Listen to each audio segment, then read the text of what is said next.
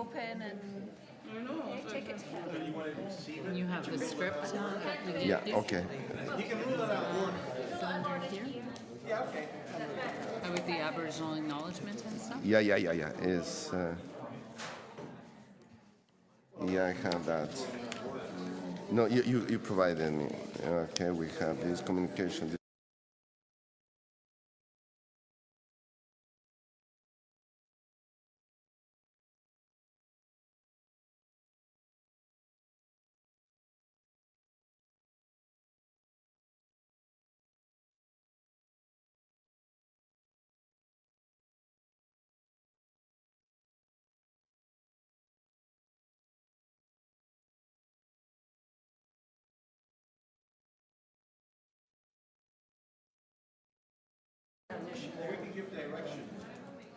Can members of the committee please have a seat? We need a quorum.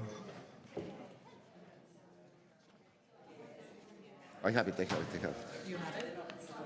Thank you.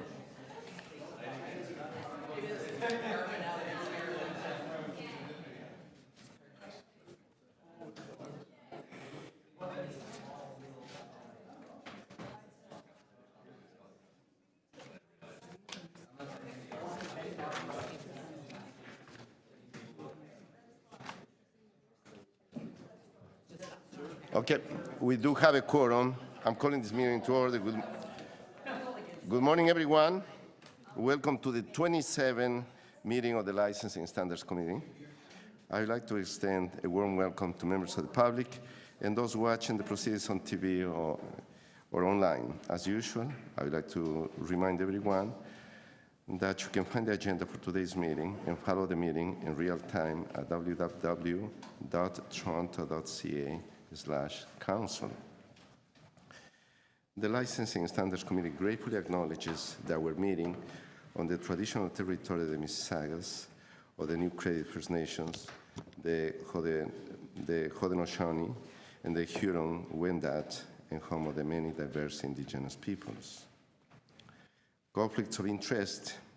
Are any declarations under the Municipal Conflict of Interest Act, members of the committee? If none noted. Can I have a motion to confirm the minutes of the last License Standards Committee meeting, June the 14th, Vice Chair Karygiannis, all those in favor or against, carry. Speakers, we have a list of speakers on the two items. Communications.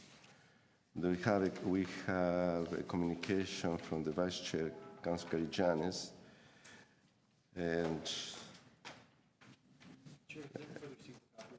yeah, and before we do anything with this one, what I would like to ask the clerks to distribute to all the members of the committee. We look into it.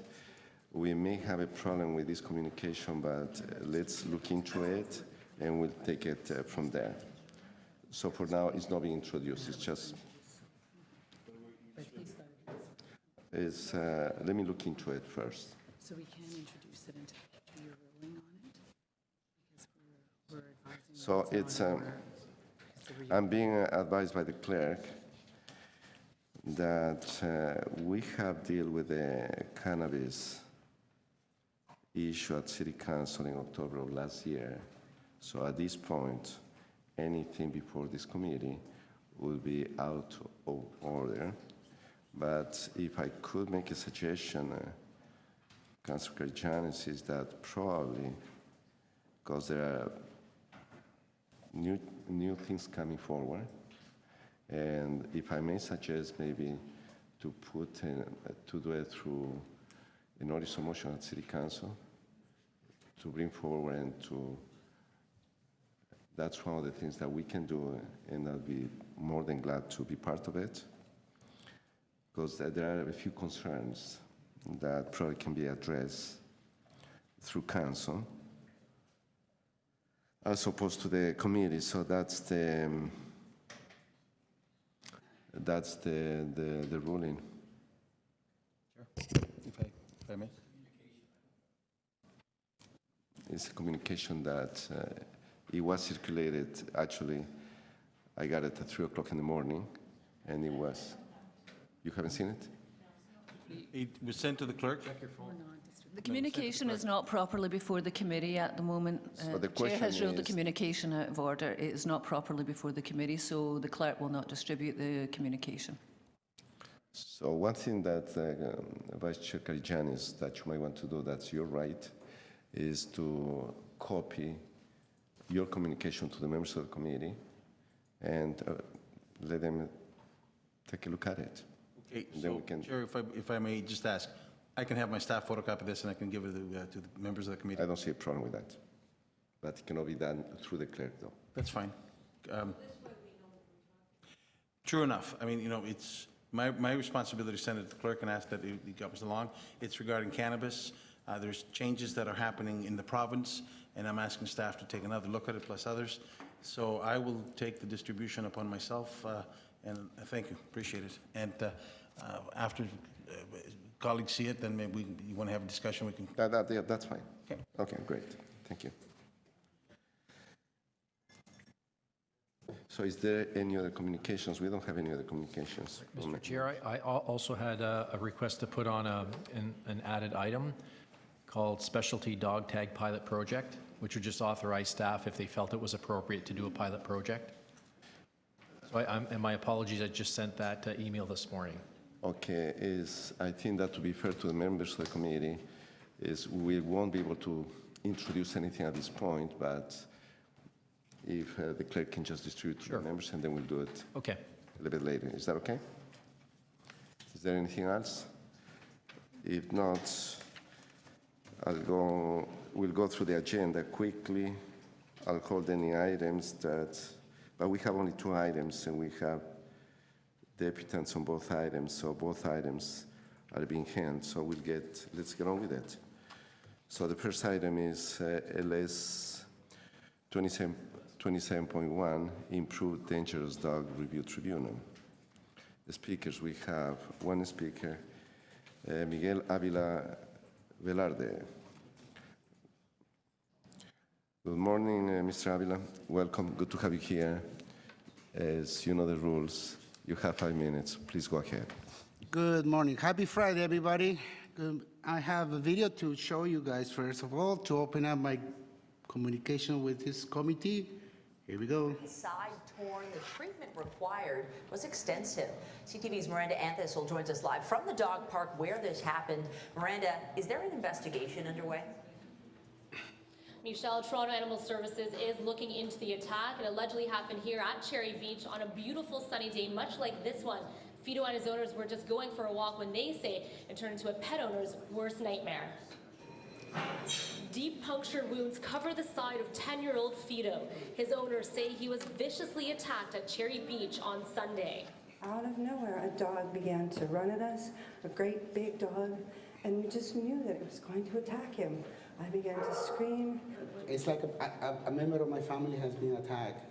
Waldman and Avila say they took these photos of the dogs that allegedly attacked Fido after their owners refused to exchange information with them.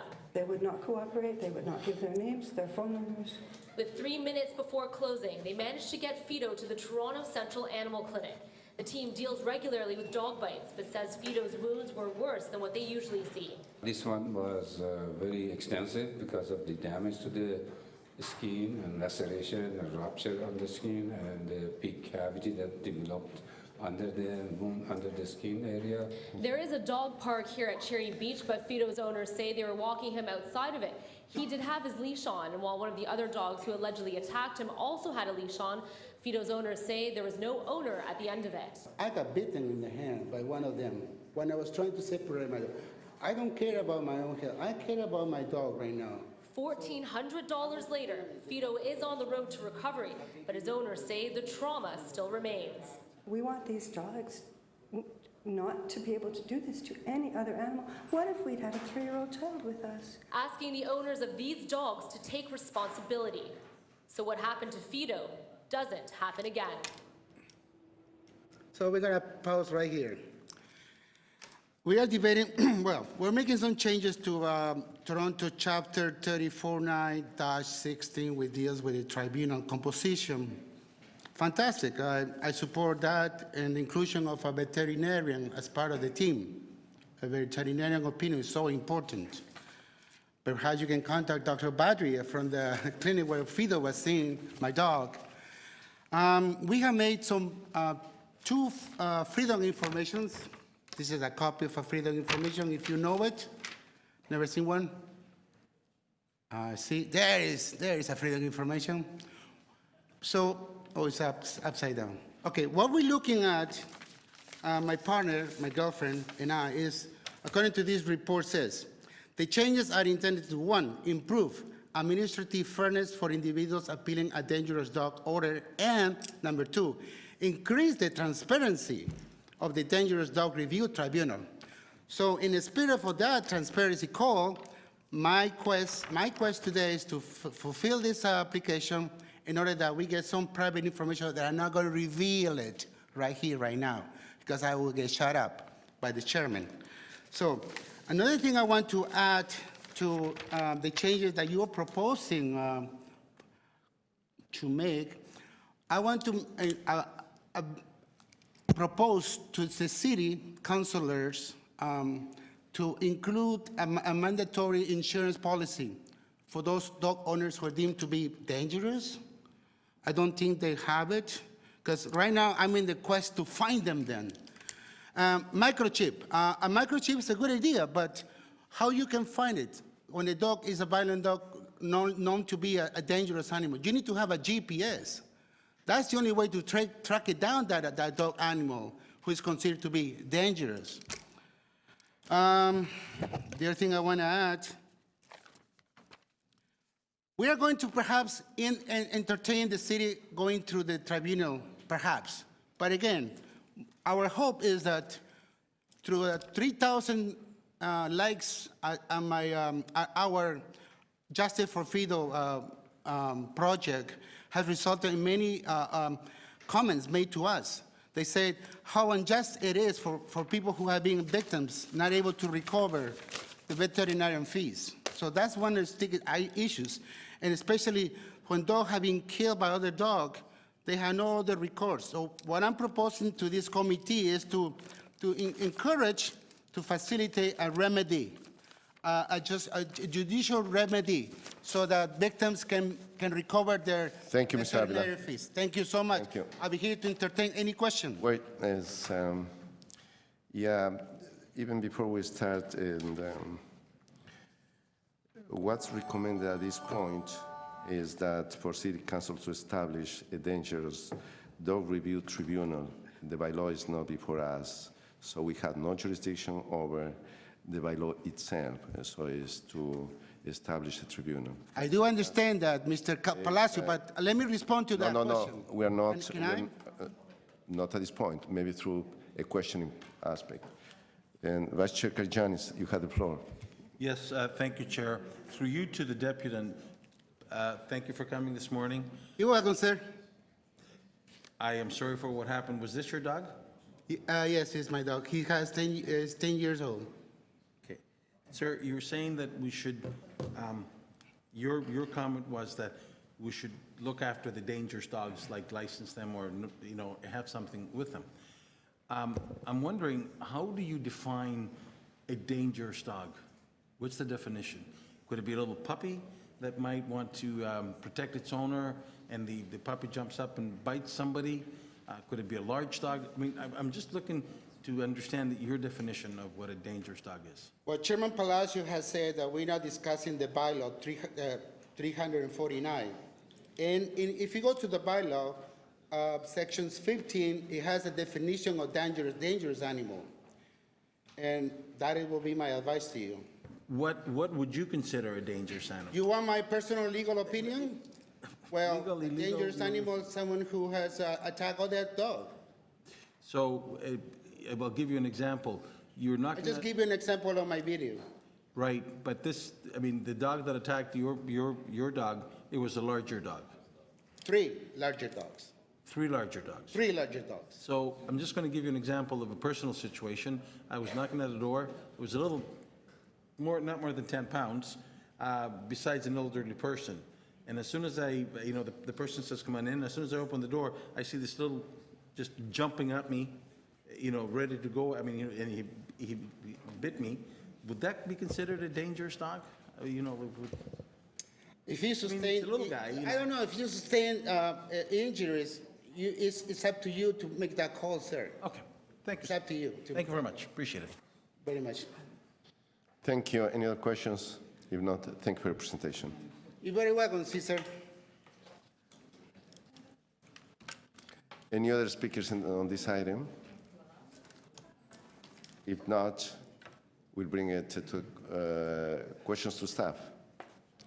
Yes, we do. And Deputy Mayor Thank you. Vanamaker, please go ahead. Through you, Mr. Chair. I guess my question to staff is, why, I see the rationale in the report that you believe the changes are intended to improve fairness and increase transparency. Why do you believe that? Why is the status quo is it not working, or? So I guess that's my question. I want to drill down a little bit. Why do you think it's not good to have our professional staff on this committee, instead general members of the public? So through you, Mr. Chair, we believe that the public's perception of having city staff sit on the tribunal is a conflict of interest. That is what the public has been reporting to us. So, and in line with how other tribunals operate within the city, we believe removing it from the internal process and putting it into an external form will remove any bias or perception of bias. Thank you. And through you, Mr. Chair, so would it be fair to say perhaps that you said there were 44 applications annually. So is it that if my dog has bitten some people or persons, and I'm appealing that dangerous dog designation, that I'm the one who's saying my dog is innocent and your staff are just agreeing with your own staff? That's correct. So through you, Mr. Chair, we are both the enforcer and we are also sitting on the tribunal. So that's where the perception of unfairness comes into play. Okay. And it says you have 44 applications annually. So is that applications to appeal the dangerous dog designation? Through you, Mr. Chair, that's correct. And how many people do not appeal? If we have 44 people appealing, how many designations would Animal Services issue each year? Through you, Roughly. Mr. Chair, I don't have specific numbers of the number of dangerous dog orders we have issued. I can tell you that we do have the number of dog attacks. Just a correction on that, I do have that data available, and in 2017, we had 160 orders issued, and of those, only 44 appealed, or whatever the data is. So that's about 20%. 59 appealed, sorry. So that's 160 issues ordered. And if my memory is correct, is that you don't declare my dog a danger, well, you could declare my dog a dangerous dog even on the first bite or attack, is that correct? Through you, Mr. Chair, that's correct. If it's severe. Through you, Mr. Chair, that's correct. But if my dog is in the dog park and nips my neighbor in the hand, grabbing a tennis ball, that wouldn't normally lead to a dangerous dog designation. Through you, Mr. Chair, it would lead to an investigation, and a determination would be made based on the investigation findings. Okay. And then so the majority of people, almost 80% of them who are issued a dangerous dog designation, accept it and say, okay, my dog's going to have to be muzzled and have a tag, but there are, I'll call it maybe 20% who appeal.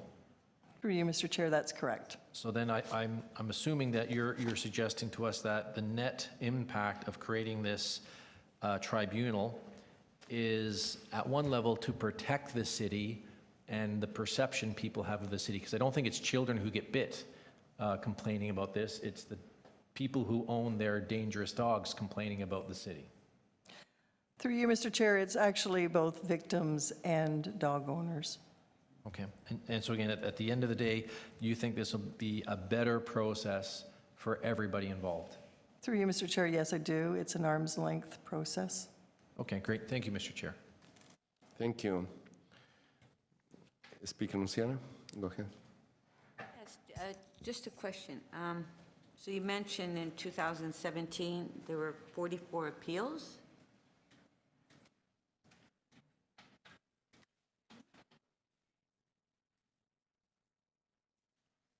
Through you, Mr. Chair, could you just repeat the question? Yeah, so you mentioned in 2017, there were 44 appeals?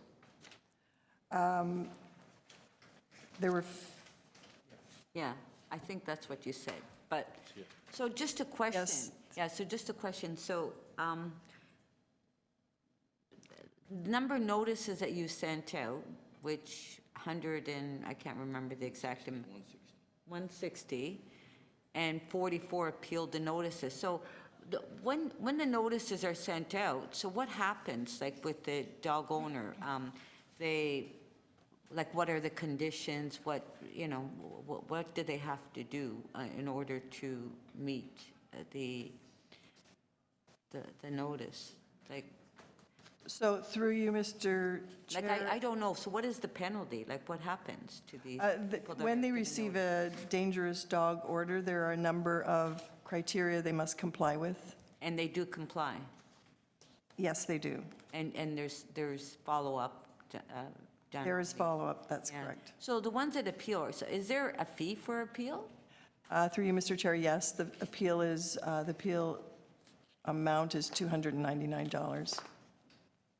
$299.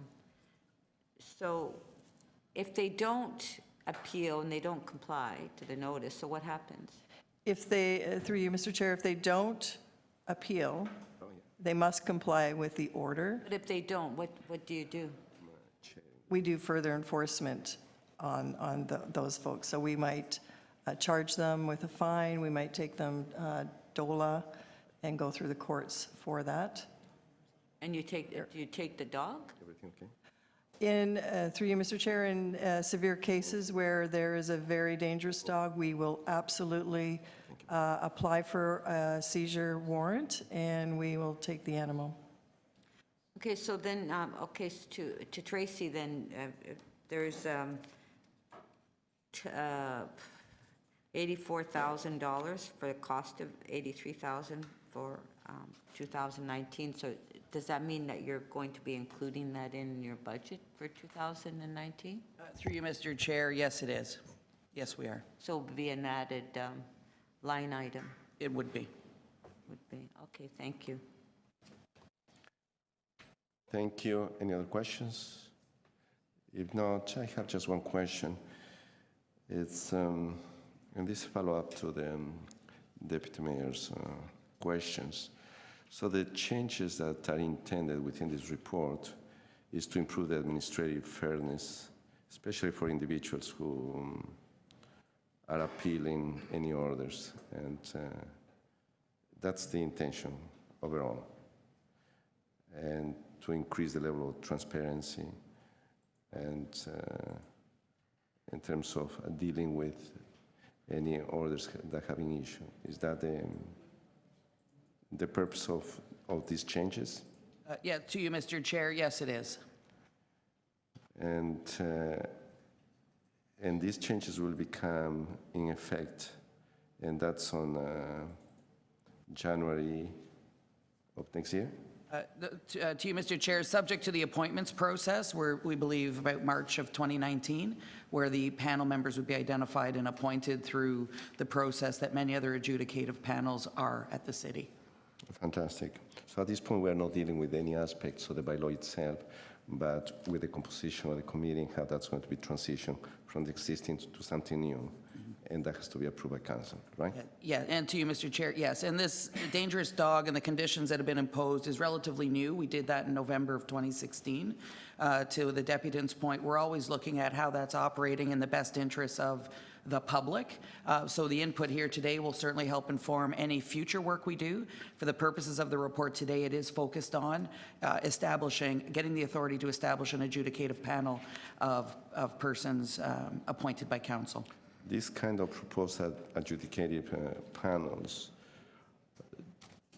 within any jurisdictional scanning, do we have any in other jurisdictions?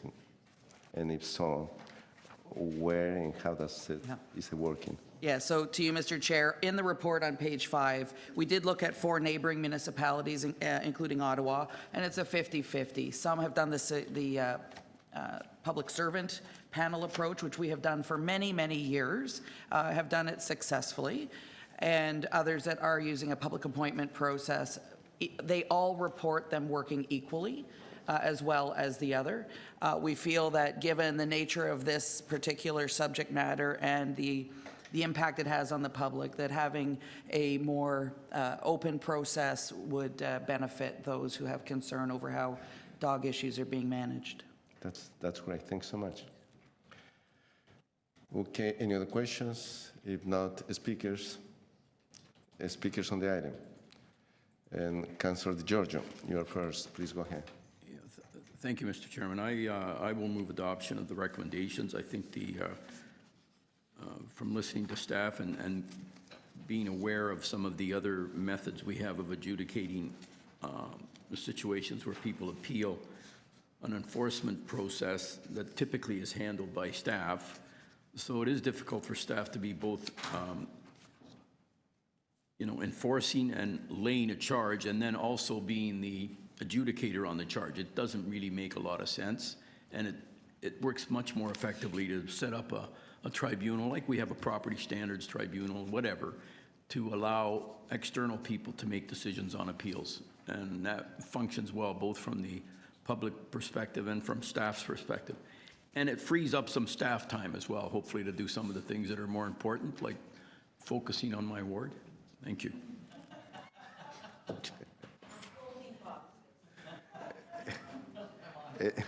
Any other speakers? Deputy Mayor De Bermejque, please go ahead. Thank you, Mr. Chair. I will also support the staff recommendations, and I would like to thank our staff in animal services and in licensing in general, both for transforming the way we take care of animals in the city. The dangerous dog legislation was a result of some horrific incidents that would have terrified any person and any parent. So I think the changes we've made are very good.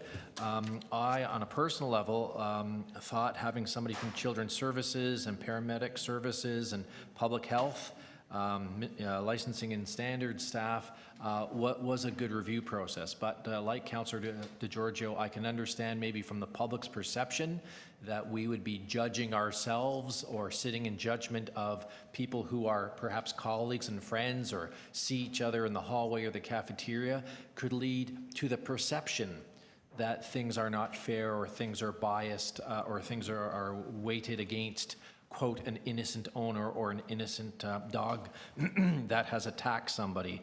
So I think creating this 1 degree of separation where we do actually, and I mean, I'm sure there'll be a lot of people applying for this position from parents whose children have been attacked by vicious dogs, to veterinarians, to people who are lovers of certain breeds. If you have a German Shepherd, you may want to sit on this committee because you have an understanding of different types of dogs. So I actually think this will be good, and this will help the perception with the public that we are fair, and I think that's a very good thing, because certainly, again, when I was elected 15 years ago, the perception of the public about our city and our animal service was not that we were fair and not that we even loved animals. So I think anything that we can do as a city to make sure that all voices are heard, and that if people appeal, they feel that they get a fair hearing. And if the hearing doesn't go their way, I'm sure they're still going to throw some accusations out there saying that these people were biased against my poor little dog too. But I think at least then they're not pointing at our own staff saying the city is corrupt or staff are corrupt or all of the over-the-top accusations that we hear. So I think when we have people selected from veterinarian associations, from dog rescue groups, from parents, that I think it's going to be a very good and balanced group. And it, again, allows us still to be at the forefront of animal welfare. And I'm very proud of where we are today. And I know there's more steps to go forward, but this is another step in a very long process. So I'm very happy to see this report here today. Any other speakers? If not, Just a quick comment. A huge thank you to city staff. I think this is an amazing report that personally I'm just thinking about, and I shared this information with you a few years back when this item came to this committee, when my daughter got bitten by a dog and she was scarred badly. She ended up in the hospital for some time and scarred for life, literally speaking. So that was a tremendous experience that we had to go through in the family. And as a dad, it was terrifying to see what happened, the tragedy, and the process that we had by then. By then, we didn't have even something similar to the tribunal the way it is right now. The only option that I had at that point, it was to call the city and with animal service, whatever they could at that point, and the Toronto Police Services. Dealing with a dangerous dog that jumped over the fence and attacked these little kids who were playing in the lane, it was just terrifying. And in terms of being biased, there were people at that point, they point the finger to the Toronto Police Service because they had to shut it down, because things were escalating and it was really bad. So I'm very glad to see a process that's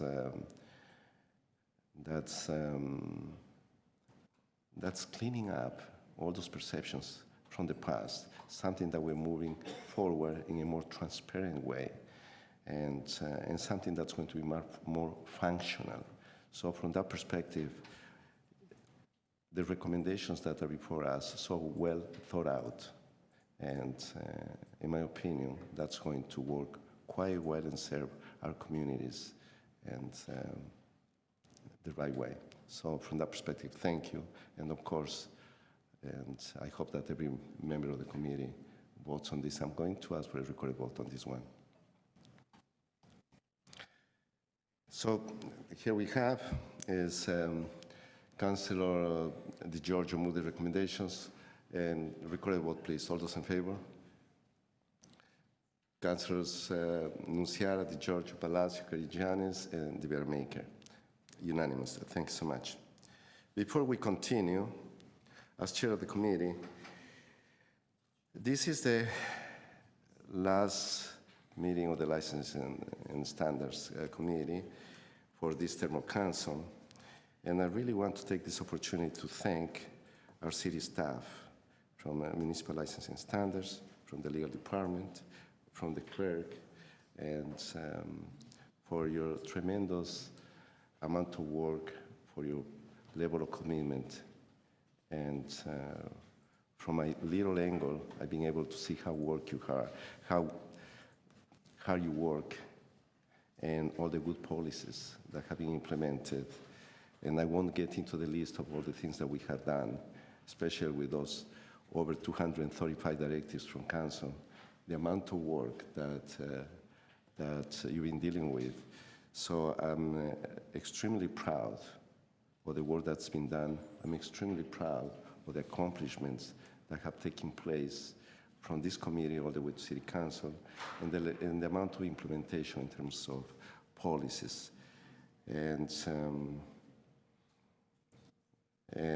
for those of us that we may or we may not come back, and this is an amazing, amazing committee to be at.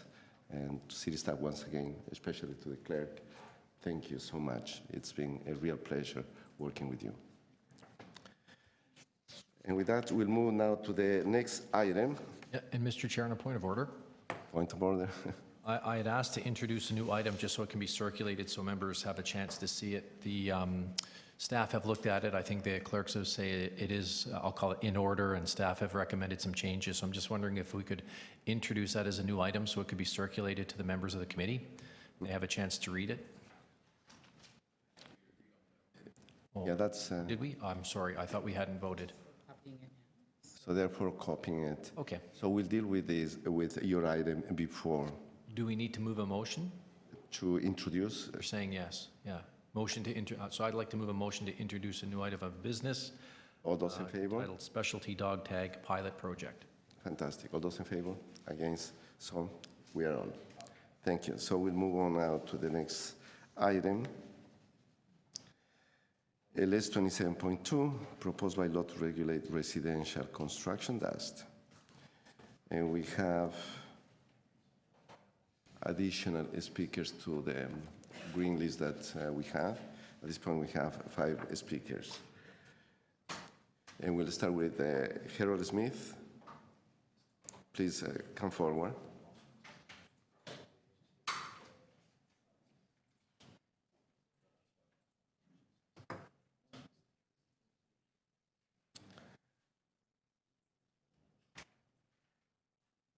Good morning, sir. Thank you for coming to talk to the committee. You have 5 minutes. Please go ahead.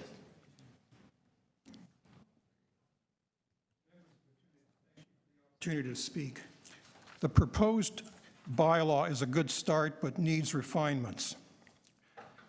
Dust should be treated as a public health problem, not a nuisance.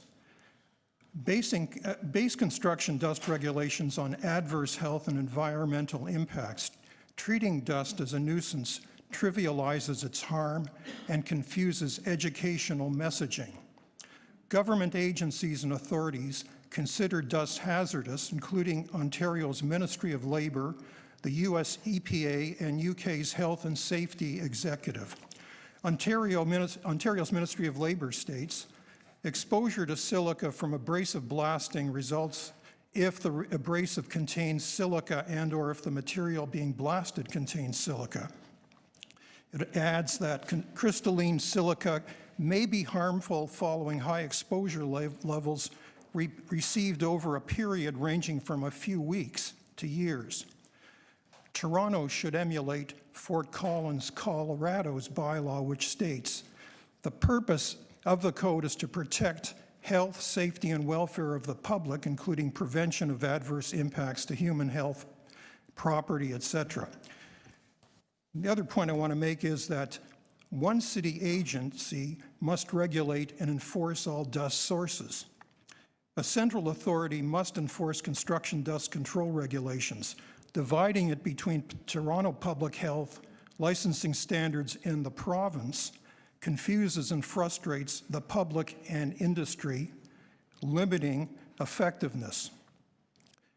Also, Ontario's EPA has contradictory clauses on residential dust. One clause states, quote, this regulation does not apply to residential construction, quote. But another clause states, despite any other provisions of the Act, a person discharging a contaminant or permitting the discharge of a contaminant into the environment is governed by the Act.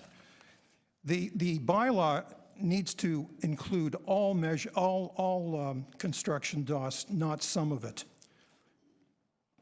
Pre-cut all stone cladding off-site to reduce waste, disposal costs, construction time, dust and noise, while boosting quality control. This is standard practice for the best contractors. Toronto Buildings and Toronto Public Health seldom comment on dust control measures for single-family residential demolitions, since declaring the presence of hazardous substances in existing buildings is voluntary. Require instead mandatory disclosure for all demolition applications.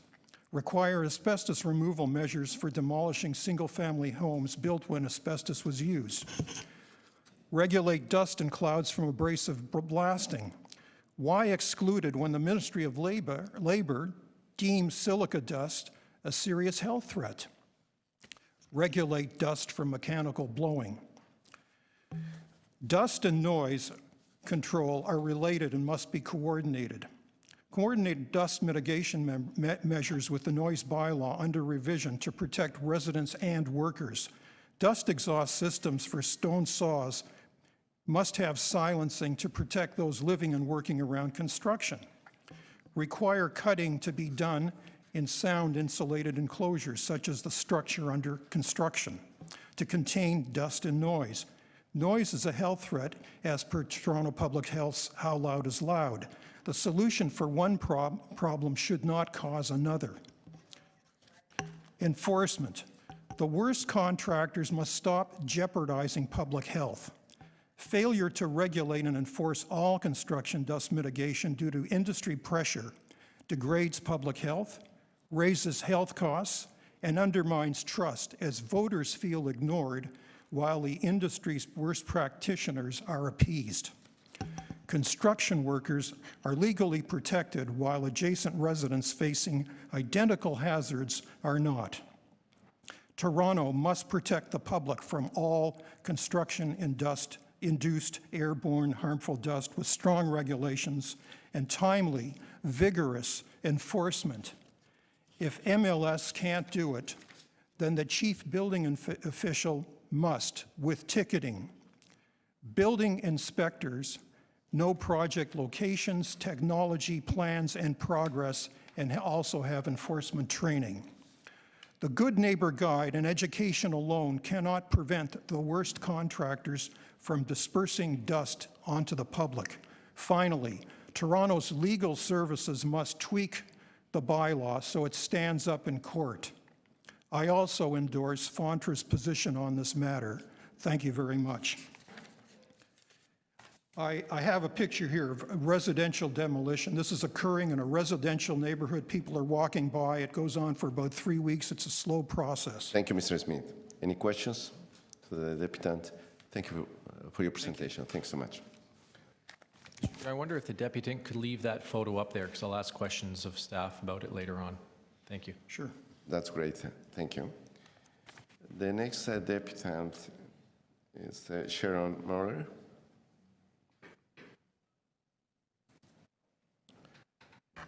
Good morning. Good morning. Have you here? I have more photos also. Take your time.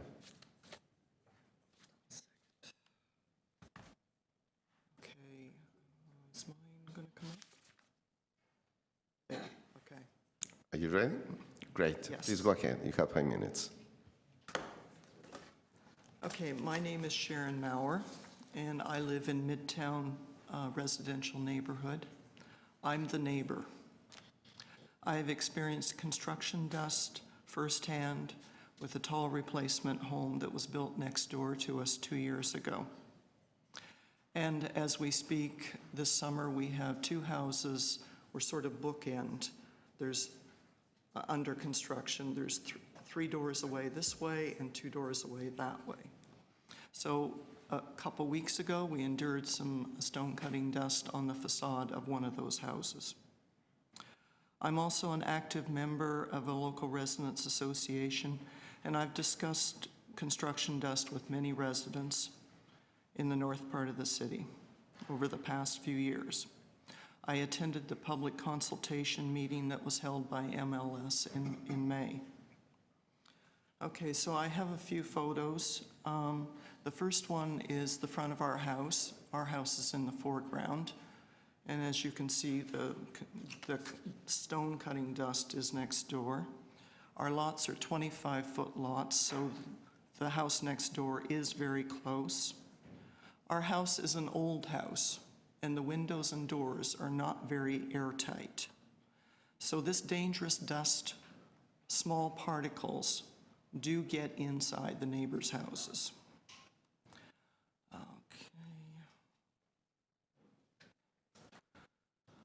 This was from my upstairs window. The workers had these long slabs of concrete stone brought in, and they cut them up. You can see they have them marked. You can't really see it here, but they have them marked in equal sections. I'm curious why this couldn't be done off-site. Okay, this worker, he's standing on top of a very high stack of stones. And it's well above the tarp fence that goes around the site.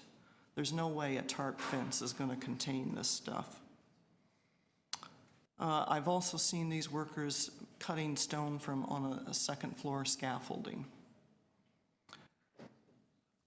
And also note, you really can't see it here, but this worker has a cigarette in his mouth to add to what's going into his lungs.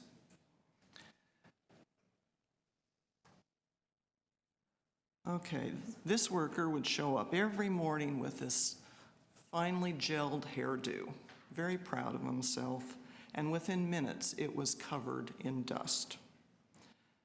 And note also that he doesn't have a mask on. I don't think I've ever seen one of these workers with a mask on. These fine particulates, they drift quite a ways. This was cut from, the stone was being cut in the front of the property, and this is my fingers on our back deck on our table.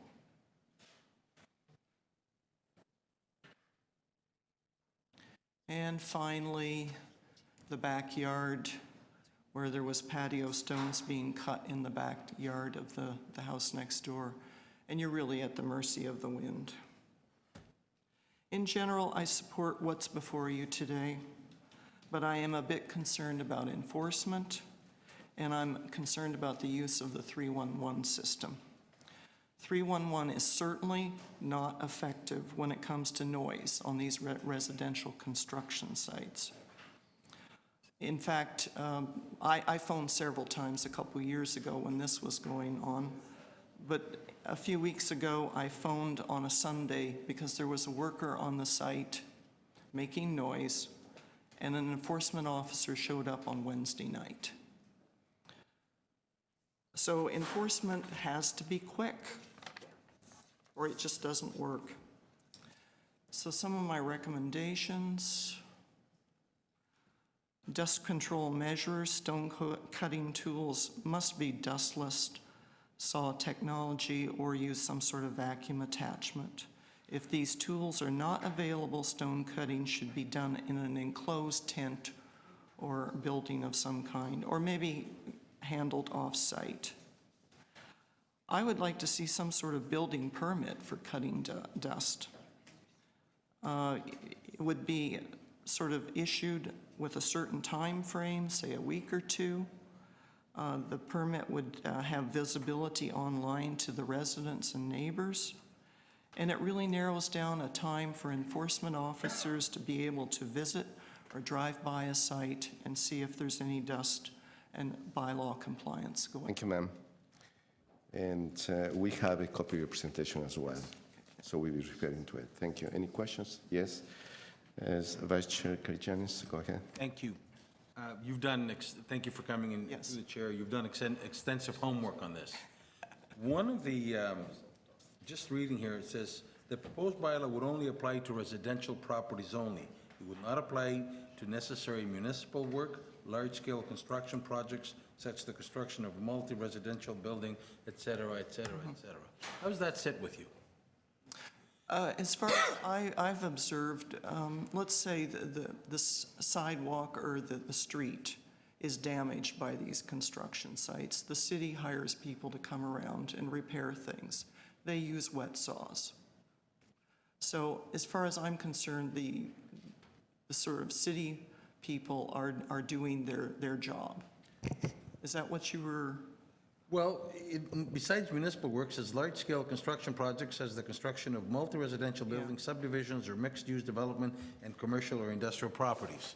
Now, Okay. if you have a house which is beside a plaza and they're doing some work, right. that is a commercial property. Right. So they can go ahead and do what this guy's doing, but, you know, you're at their I'm mercy. sure, there needs to be diligence over this also, but my main concern has been with what I'm living next to all the time. Right, but I mean, this stuff is dangerous, and it should be regulated on all levels, as far as I'm concerned. Through the chair, going beyond what you Right. have been living right next door to Right. this project, if you were living besides a commercial plaza, and they were doing work like this. I wouldn't be happy. So this proposal excludes them. Right. So I guess you're not supportive of it 150%. No, but this is a start. Something has to be done. Right. And it certainly, has to be done in the residential neighborhoods. Thank you. Okay. Thank you. Any other questions? Deputy Mayor, please go ahead. Great through you, Mr. Chair, and thank you very much for coming in today. I do have a couple questions of you. Oh, sorry. Great, thank you very much for coming in today. Your recommendations and our city staff recommendations are different. Oh, okay. And our staff say that no person shall cause or permit dust or direct or cause a person to make dust as a result of residential construction activities that escapes from a property. Wouldn't that achieve exactly what you're asking for? Like yours is more prescriptive. Stone cutting tools must use dustless saw technology. Our staff just say you can't put dust onto somebody else's property. I think the dust has to stop going up in the air and going all over the place. How you achieve that precisely, there's quite a few ways that probably could come into play. Right. So when our staff recommend that you could either use wetting the material, using a wet saw, using a ductless saw technology, dustless, sorry, saw technology, tarping or containing the source of dust, installing wind fencing or filter, a fence filter, using a vacuum attachment. You're saying that our staff recommendations are not what you want. Well, some of them are good, but the wind fencing, I'm not sure quite what that is, but a fence with a tarp on it that's 6 feet high does not contain this stuff. You're at the mercy of the wind when these guys are out there cutting this stuff. And I guess would you also say, I think our staff have tried to give, I'll call it a contractor. Yeah. Well, maybe not that house there, that's Yeah. big demolition, but the photos that you showed Right. us would give that contractor, say, who's working next to your house, a range of options. Yeah. And the city's saying to that contractor, we don't care which option you use, Right. just don't bother the nice lady Right. next door. Right. But your recommendation saying is specifically stone cutting tools must use dustless saw technology or vacuum attachment. So yours is more, I'll call it prescriptive. You say, I want this. Our staff don't say we want several this. things. I want several things, and I want them to stop the dust from flying all over the place because it's a hazard to my health, other people's health, and those workers that are on that site. Okay, great. Thank you, Mr. Chair. Thank you. Any other questions? If not, thank you for your presentation, ma'am. We'll move to the next deputant, Alkiri, followed by Mary Powell and Helen Chilas. That's it. Good morning. Good morning, committee. My name is Al Keevy. I'm with the South Eglinton Ratepayers Association and also sit on the Fonterra Steering Committee. In response to the construction dust initiative, we spun up a small working group, and I worked with the working group in order to construct our letter today. So I'll read some of the highlights of this specific letter. I always enjoy coming to the committee because I learn all about the city and other bylaws. That understand there's a prospect of a dangerous dog bylaw. We might want to apply that to some of our board members and maybe a few of the contractors that we have in our neighborhood as well. We might draw the line at microchipping, but certainly there's some innovative ways that we could keep track of the worst offenders, in my humble opinion. The exercise, I believe, from a Fonterra perspective, is a good first start. We can't pretend that this is full and complete. There's a lot of work to be done. We've certainly heard that from Harold. Maybe Harold will get a dangerous dog designation as well. And Sharon, it's a first start. It's not the end. And part of that first start is to improve the ability to monitor what's actually happening through the 311 and the database systems to actually capture the incidence of construction dust it's disheartening to see that only the public health department can actually count these things, and yet the city does not have any way for counting the number of incidents. So the practice of good management is it begins with measurement. If you can't measure, you can't manage. So I would certainly endorse the ability to manage construction dust at an incident level. One of the things we began is to do a very quick literature survey. It's not something we do as a matter of science, but the literature survey uncovered that there is the city of Fort Collins in Colorado that has an excellent dust control manual. It should be a reference for us all. It's identified what I call 9 flavors of dust. It's like the Eskimos have 20 names for snow. I didn't realize there were 9 flavors of dust. We can't attack a problem until we give it a name, and so there's a different control on demolition dust versus abrasion dust and all of these things. So I'd encourage us as we go forward and try and monitor these things to try and monitor the source of the dust as well as the incidence of the dust as well. We also discovered in our literature review that there's fine work that's being done in the United Kingdom in terms of their air quality management methods and methods of assessment. There's wonderful material out there that's science that would be very helpful for us to try and put metrics on all of this. The issue is all 9 flavors of the dust may not be harmful to our health, but certainly silicon-based dust is absolutely an immediate and direct danger, especially to the workers. And Harold certainly points out is we by in a sense diffusing the responsibility for managing the dust across various city departments and provincial departments, we're really not going to be properly equipped to tackle it going forward as well. Let me just see what else I may have on the note. Certainly the public education program is necessary. It's one of these issues, as you get into dust, you realize that if you picked up the Good Neighbor Guide and you said, I see an incidence of dust happening, it would take some effort to determine, well, what type of dust is it? Is it related to demolition? Where does it go? Is there a worker hazard? Where does it go? You would need a PhD in dust technology to work your way through the Good Neighbors Guide. So there's a lot of work that I think could be made to make this thing more digestible, maybe a poster or something that allows lay people to address it more directly as well. And of course, we do, and it's been identified today, the key to any successful regulation is enforcement. And the issue with dust, and Harold points out, some of these aspects of dust are have a long duration. Demolition dust will hang in the air, as we see here, for several days, enough time for an inspector to come by. But a lot of these things are short duration things as well. So the regulation should really, and enforcement should recognize that. I'm at my 5 minutes, so thank you very much. Thanks so much for your presence. That's perfect. Any questions? Yes, we have questions for you. Deputy Mayor Di Veronica, please go ahead. Thank you, Mr. Chair, and thank you very much for coming in today.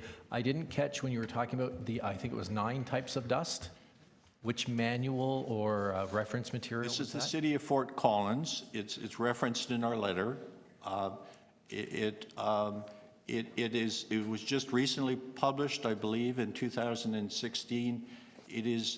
I would argue it may be the Dust Bible for municipalities here in North America, and I encourage the city to look at that and contemplate it as we go forward and try and manage and monitor this thing more fully.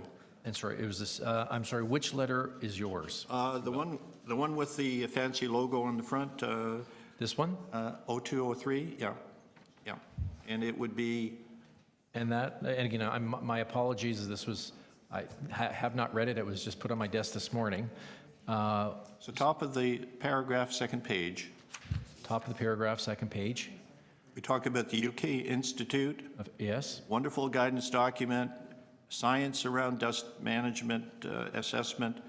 The second part of the paragraph, City of Fort Collins, the definitive manual on municipalities managing dust, and there are two HTTP links to reference documents. And through you, Mr. Chair, is your submission to us as a committee that these documents that you're referring to in your letter are different than our recommendations, than our staff recommendations?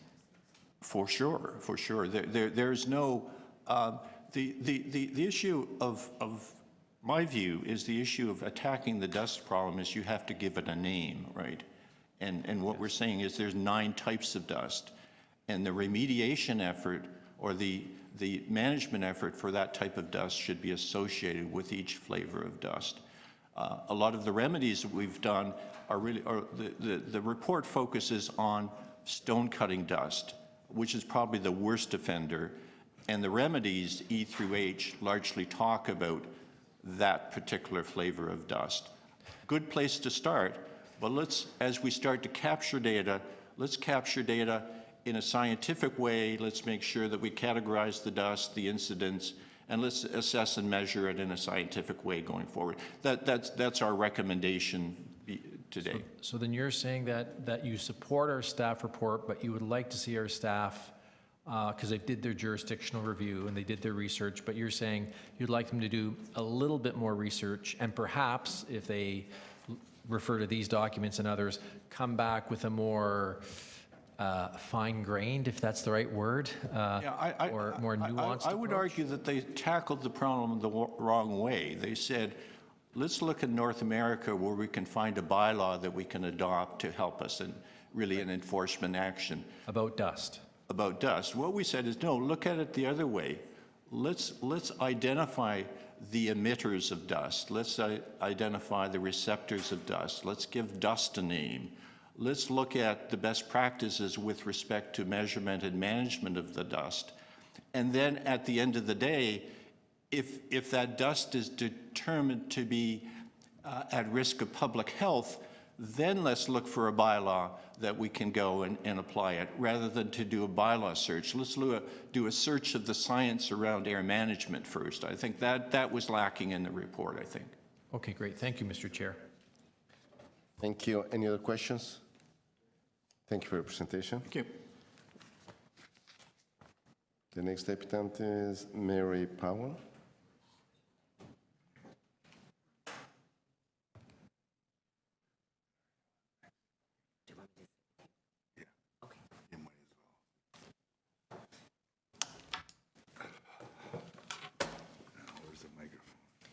Good morning. Yeah. Good morning. Yeah, my name is Murray Powell. I'm a resident at 1501 Woodbine Avenue, East York. And I want to talk a bit about some matters that are a bit confusing and look for some clarification. Concerning the dust issue, our building has been under construction for at least 4 years now. The balconies have needed to be refurbished due to crumbling cement and so on and so forth. On top of that, our underground garage, which has 2 levels, has also been under construction for several years. Dust everywhere. So one of the concerns that I have in dealing with helping with some of the tenant association matters is that we're breathing this dust through our air vents and our units and so on. And I understand there have been many submissions to the board concerning these problems, but we have received almost no responses, which leads me to raise the issue of the quality of the backup support in terms of monitoring the work, in terms of dealing with substandard work, the dust and so on and so forth. And it seems we're finding that we're not getting support that we need.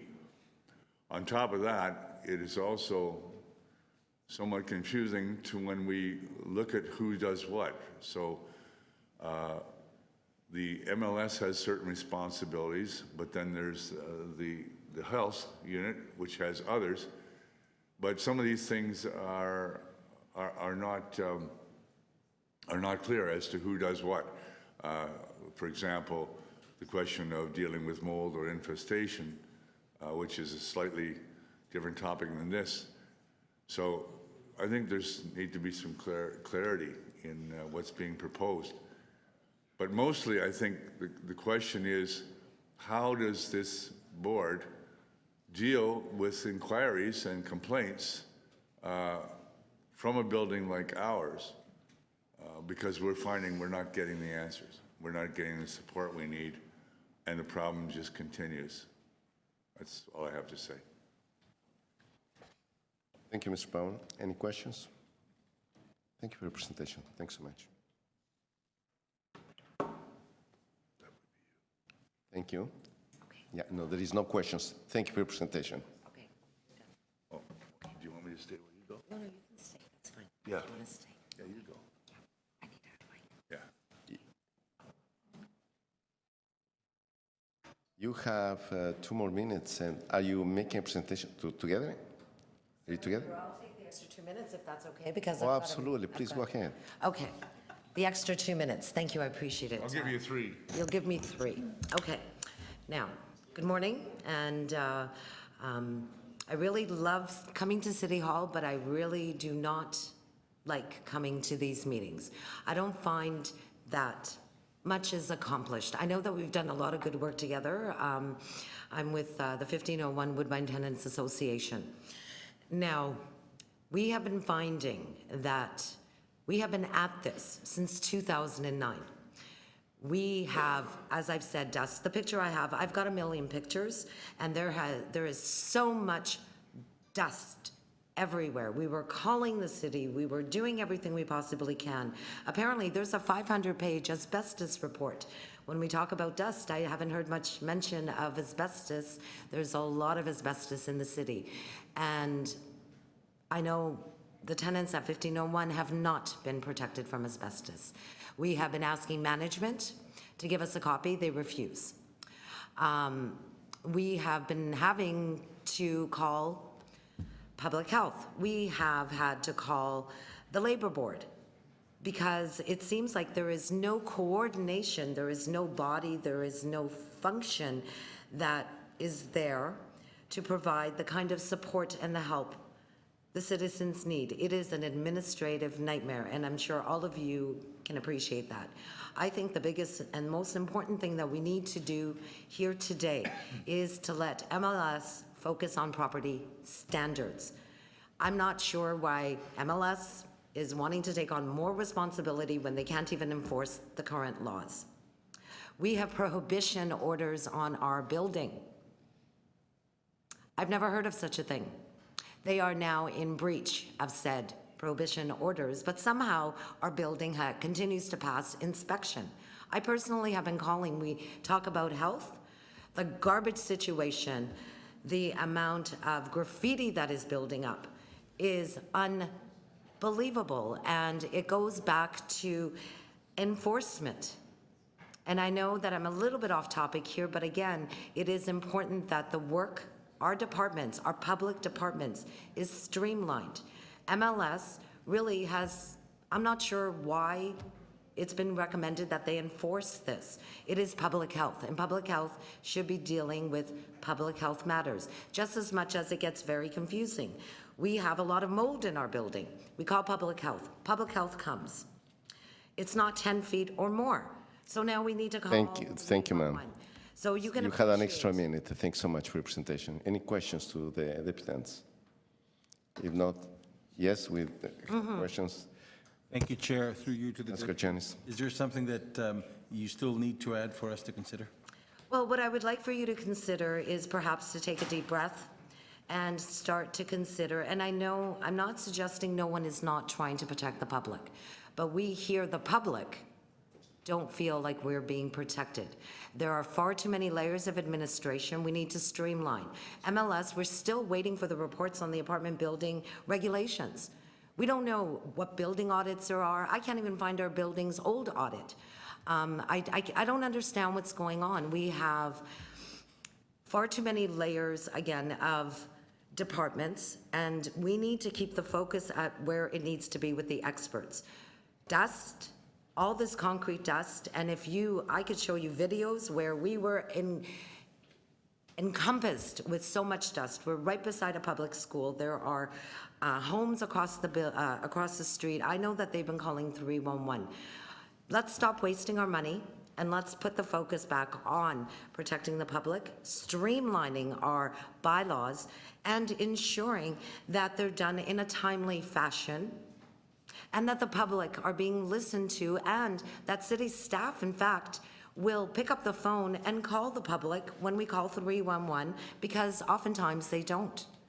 And so we're being left in the dark. We have no idea what is going on with our homes, our health, our ventilation systems. I have pictures of elevators in the basement that still has construction dust from about 1.5 years ago, some work that did in the pool that we can still use. So is the building where we live healthy? I don't feel like it is. There were orders to clean the ventilation system last year. I can assure you that the ventilation system in its entirety was not cleaned, but that file was closed. And this goes on and on and on. I'm not pointing fingers, but we need to get to the bottom of this, and we need transparency, we need accountability, and we need departments that are streamlined so that way the average person doesn't need to understand the work that the departments do and your understanding of it. I'm still even learning, and it's been 5 years, and every time I pick up the phone, there's another new department to contact, and that's what we're asking for. Yeah, thank you. It was, okay, that's great. And I do appreciate the time too, truly. Any other questions? If not, thank you for your presentation.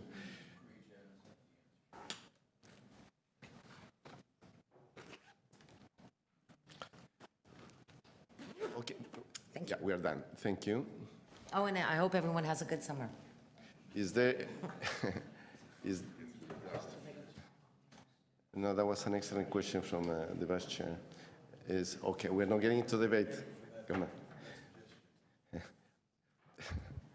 Is there any other deputant within the public?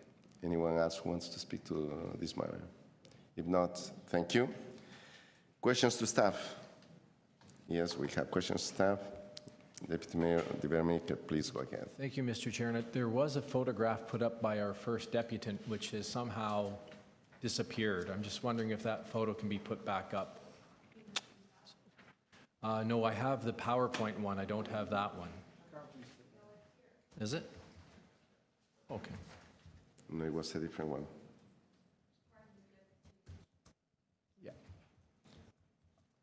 So through you, Mr. Chair, to staff. I don't know if that will be Carlton, so I'll let him sit down. Yes, my observation, like Councillor DeGiorgio's, is this is a demolition. Is this currently regulated by the city in terms of some form of dust control or not? Through the Speaker, Bill, so prior to doing any demolition in the city, the property owner would need to obtain a demolition permit.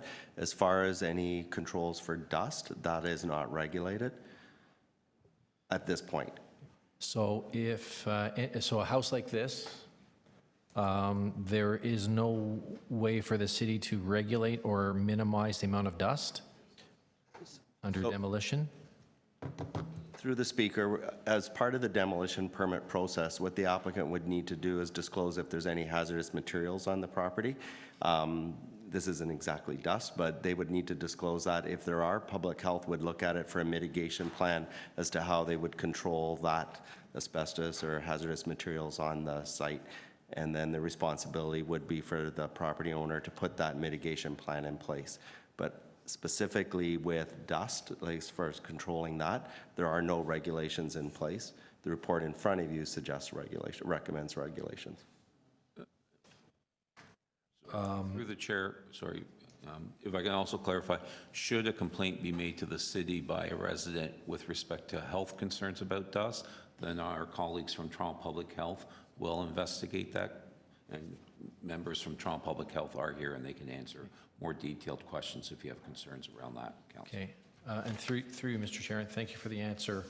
Our recommendation is to, I read the report, and I think we staff are recommending that we do regulate. Sorry, I've lost, oh, you know what? My page is with the clerk. That's why I can't find it in my report. But I think we recommend that you shouldn't create dust that trespasses on other people's property, correct? Is that maybe the thrust of this report?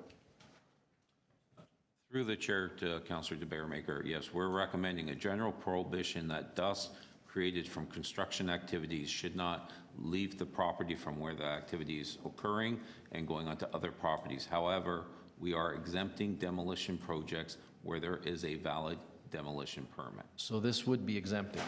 That is correct. Looking at the photo, do you think it should be exempted? But again, because there's already currently regulations that govern, for instance, if there's designated substances identified in a building, then Toronto Public Health gets involved and reviews the dust mitigation plan that's required to be submitted as part of that. So we don't want to be duplicating and adding more confusion or layering on a matter that's already regulated by another group. Okay, but through you, Mr. Chair, I thought, I'm sorry, I don't know the staff person who was responding, but one of our staff just said that this, I'll call it dust, is not regulated, and you're saying it is regulated? If the applicant indicates that there's a designated substance in the house that's being demolished. Well, let's assume they don't. Correct. Then there are no rules that would address or govern that. That is correct. Looking at this photo, do you think this should have rules? I mean, if you live next door to this, and this was wafting over to your children and your house and your completely gray hair after you walk through that cloud of dust, do you think we should regulate that? Well, I guess, Councillor, one is we recognize that there are construction activities that occur that are short in duration. So for instance, a demolition may occur, it may be a short period of time. There's other construction activities that occur that are much longer, much prolonged. And so we are focusing right now on dealing with the issues that, again, recognizing, practically speaking, what we can regulate, what we can enforce, and how best we can respond to these issues. The demolition work, though, is one that the dust may be created, but usually it's a day or two of them knocking down the building, whereas when they're doing masonry work on the outside of that, it's more prolonged. It may last for weeks. Okay, thank you. Thank you. Any other questions? Councilor Sierra, please go ahead. Thank you. So in your report, you mentioned that the maximum fine is $100,000? Through the chair to Councillor Nunzia, that's correct. That's in keeping with the City of Toronto Act provisions. So how many charges have we laid? We have none at the moment, Councillor, because this is a new bylaw we're proposing. Oh, okay, so we haven't been charging anybody. We do not have any bylaws that regulate this issue, correct? Okay, so is it possible that when somebody comes in for a building permit and for a demolition permit, as we do for the, I think we do it with the utility cuts and, you know, that when they come in and they have to dig up and they have to give a deposit, they have to give a deposit in advance of them getting permission, right? For any of the utility cuts. So is there any way that we can do this with the building permits? Like give them, that they have to give us fee, an amount, and then they get reimbursed as long as they follow the bylaw. If not, then we keep the money. Through you, Mr. Chair, I'll address the utility cut one, and then I'll pass on to staff to talk about how do you deal with whether you could take a deposit on a private building one. The reason there's deposits placed for utility cuts, that typically relates to contractors that are going to be cutting on the city right-of-way. So it's the city sidewalk or the curb that's going to be cut and damaged, and we take the deposits to make sure they reinstate properly. If not, we then use that deposit to make sure that the work is repaired in accordance with city standards. So I don't know if that's applicable on private building permits, so I'll hand that off to the chief building official. It's not? Oh, okay. Well, maybe it's not the same thing, but we can make it the same thing. Through the speaker, under the building permit process, the building permit process is regulated by the Ontario Building Code Act, and as such, we would not have any authority to collect a deposit for dust under the act. Okay, well, that's, yeah, yeah, I know. But I mean, that I think that would prohibit a lot of that, rather than have to enforce it, get a complaint, go out there, and you know what I mean? People seem to comply if they know that they have to pay in advance, right? Yeah. Appreciate what you're saying, and we do find deposits to be effective. That's why we use them when people are doing work on city property. The issue is that in the building code, it doesn't permit us. We don't have the authority to make that charge. Any other questions? If not, I have one that's a little bit more, I'm not even sure if it's covered within what's been proposed. The issue that for me goes beyond what we have seen here is with the amount of mud, literally speaking, that comes out of these developments and that ends up on the road. And eventually that becomes dust on windy days and whatever else. Now, I know that's controlled under the Transportation Division, but and it's kind of difficult in terms of dealing with something that should be handled perhaps or coordinated a little bit better between the divisions every time that there is a building permit issue for either demolitions or the construction, maybe where there is something more integrated as opposed to make double calls. It's very frustrating. Are we doing anything to deal with that from a different perspective of just dealing with the Transportation Division? Through the speaker, or to the speaker, as part of our residential infill strategy, what we've put together, this is the whole purpose of the strategy.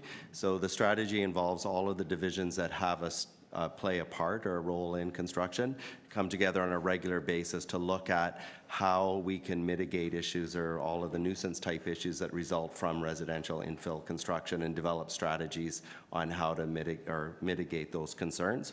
One of the advantages of the strategy is that it allows, in this case, Toronto Building to play more of a coordinating role between the various divisions that play a role in this, so that issues can be addressed in a more timely and more efficient manner.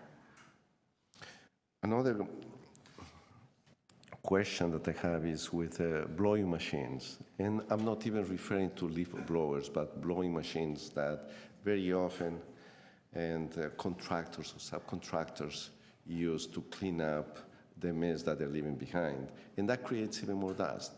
So, and within the report, you have a section that deals with any machines small machines that are, and manual machines.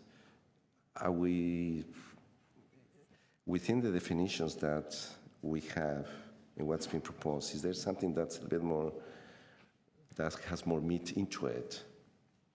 So to you, Mr. Chair, I think when you look at the combination of the fact that this is a general prohibition, it recognizes that where people have taken mitigating steps to address the issue of the dust leaving the property, coupled with the manner in which we've defined what equipment is captured in this, I think we've got a pretty fulsome tool to use to manage any types of tools that are being used and the distribution of dust off of the property of a residential infill. So I think between the entirety of the package, it addresses a very wide spectrum of potential issues.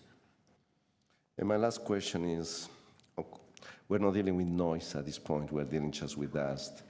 But the two things almost come together, the noise and dust. In terms of the educational component, is there anything that we're doing to deal with the industries as well? And perhaps through the Toronto Construction Association, that they have over 300,000 members in terms of the construction, is there anything that can be conveyed to them just to let them know so they can also convey that information hopefully effectively across to their membership to let them know? Because very often this information doesn't get to those who are engaged into the contracting part or who are doing the work. Is there anything that can be done that we can add on to it? To the speaker, there's a number of pieces of work that's underway to help educate the industry on this.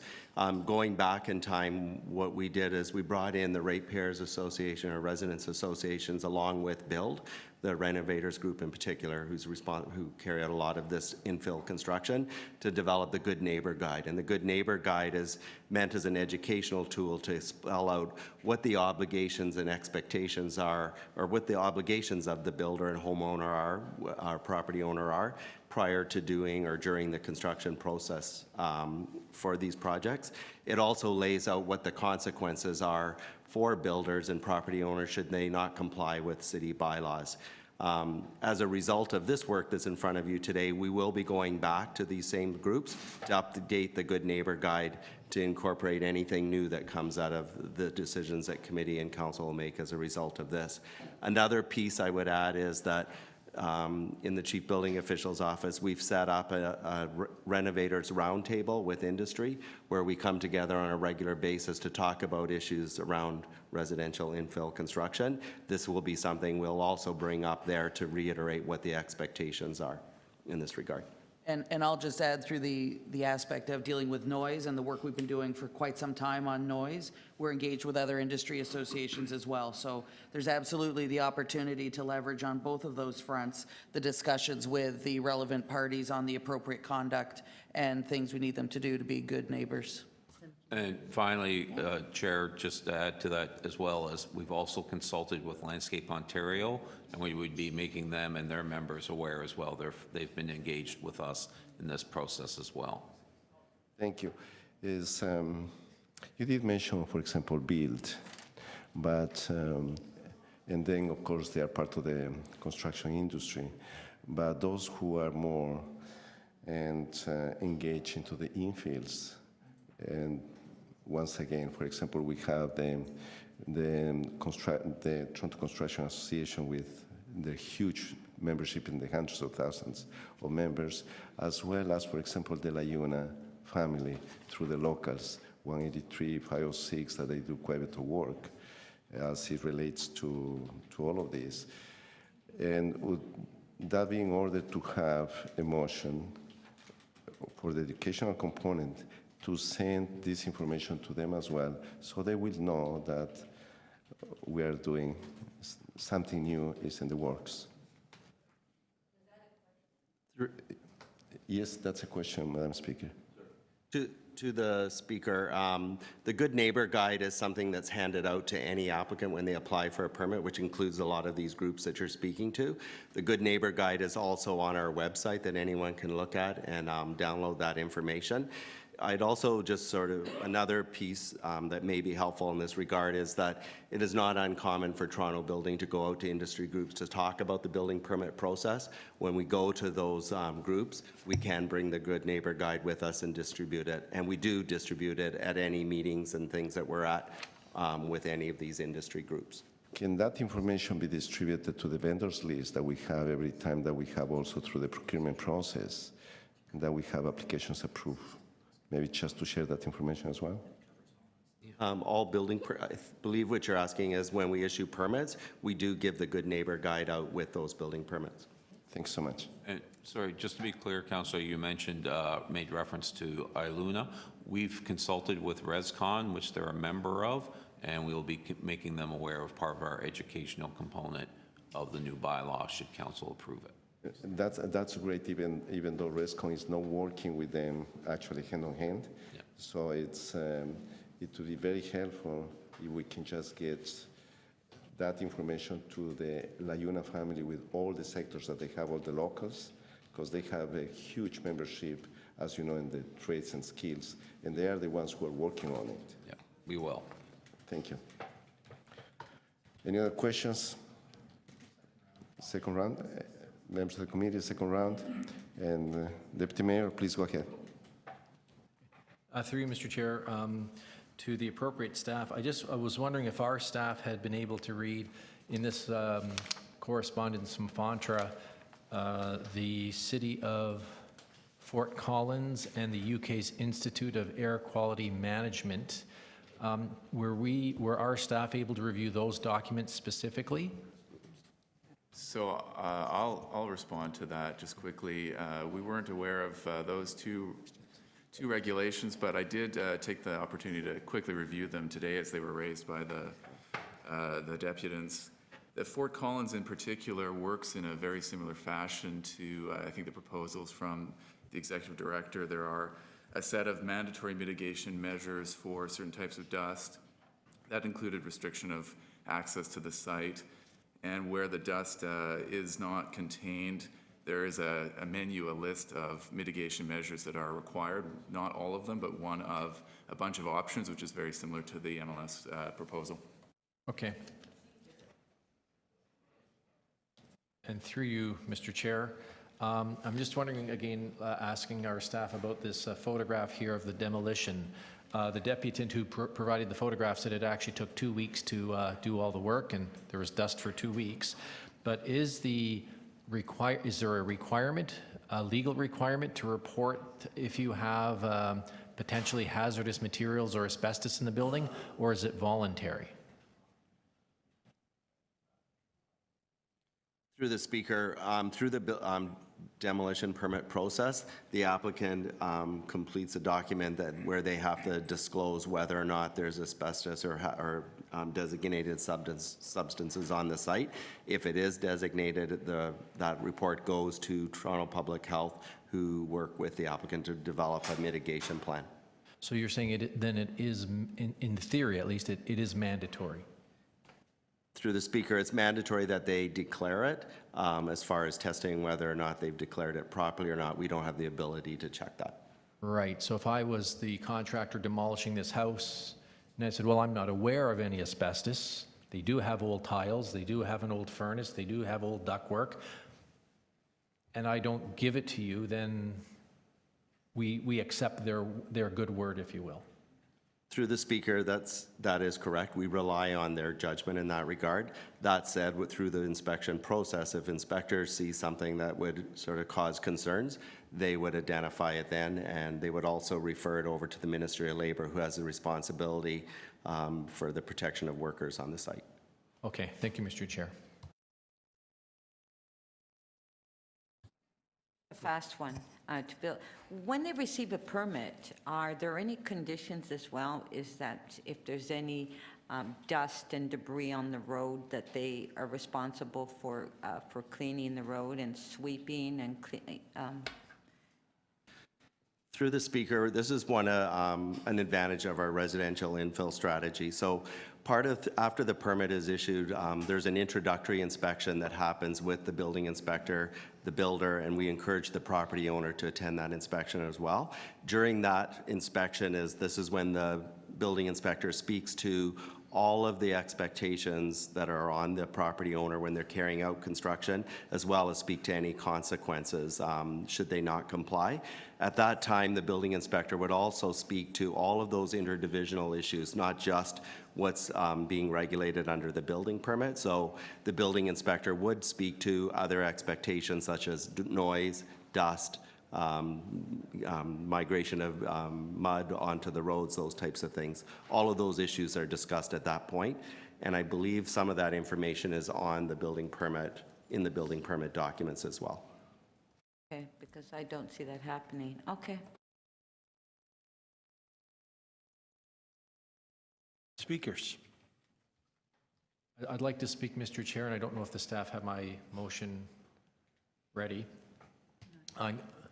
But maybe I could speak and the staff could just put it up a little bit, and I'll tell you the intent of the motion if that's okay. Is there any other speakers? Okay. Thank you, Mr. Chair. I'm just going to use this photograph as an example, even though this is more of a demolition than some of the concrete work that the other deputant showed us. I'm going to move one motion that just asks staff, our MLS staff, to work with other city departments to do an additional comprehensive review of dust. That would be a comprehensive and consistent regulation for all of the circumstances. I think I understand the reasons why our staff said in recommendation 3 and 4 that this bylaw, which I support, does not apply to municipal work, industrial and commercial properties, and does not apply to demolition.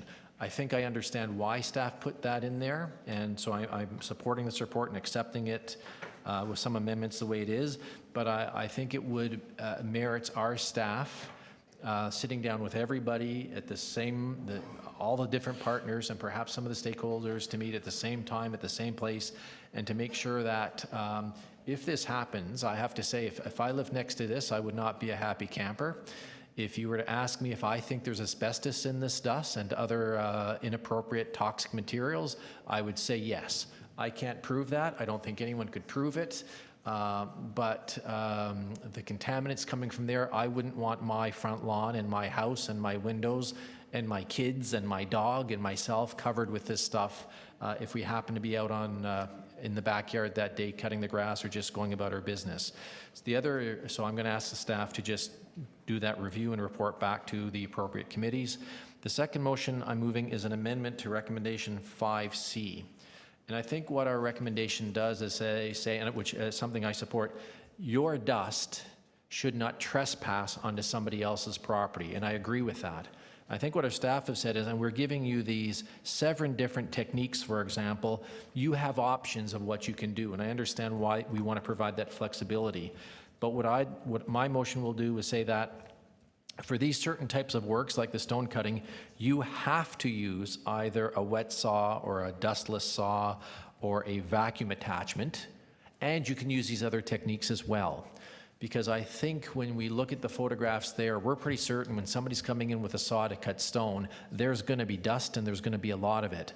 We are basically saying that not the applicant, but the contractor is innocent until proven guilty. Because one of the deputants who came here today might actually look out their front window and say to us, they're doing a big construction job at the house next to me, and they are going to trespass. All their dust and the contaminants are going to trespass onto my property and cause me harm or inconvenience or nuisance. And I think our inspectors and the contractor would rightly say, we are innocent until proven guilty. So I would rather be a little bit proactive and say to the contractors and the construction companies, if you're going to be doing some of this heavy-duty work with the concrete saws, you've got to use best practices. And in addition to that, if you want to use wetting the construction material or tarping some of the area or installing a wind fence or other preventative measures, you should do those as well. But as a minimum, as an absolute minimum, you've got to have either a wet saw, a dustless saw, or a vacuum attachment that assures the neighbors and our professional staff that when you start cutting that, laying that, say, that patio or that interlocking driveway, that you've got something there that is going to control the dust. You may need something in addition to that, like a screen, so that the dust that does escape doesn't again trespass onto my property, but I think we would start in a better place. So that's the motion I'm moving forward now. I think staff are working on the exact wording, and if there's any amendments that need to be done before council to make sure it's clear and clarified, then I'm happy to do that. But that's the intent of my 2 motions. I have found in my life that dust isn't just a nuisance. If it was just a nuisance, most of us would just say, well, I'm going to have an extra shower today because I've got this stuff covering me and I'm going to have to take my sprinkler out to water my grass a little bit more because of this white dust particulate matter that has settled onto my grass. But my life experience and my knowledge of these things, being a MLS member and a policy wonk, is that I have no doubt that there's a lot of things in that dust that you don't want to breathe into your lungs and you don't want your kids to breathe into your lungs. So if we can contain it on site, I think that's the best way to go. And that's why I'm moving the motion to say, step 1, you have to have one of these techniques to contain it on site. And like this example shows, even though it's a demolition, they have no screening on their temporary fence. So contractors perhaps should put temporary fencing there, but at a minimum, they should use other techniques. Thank you, Mr. Chair. Thank you. Any other speakers? I don't know if the staff have it up on screen yet, but. Any other speakers?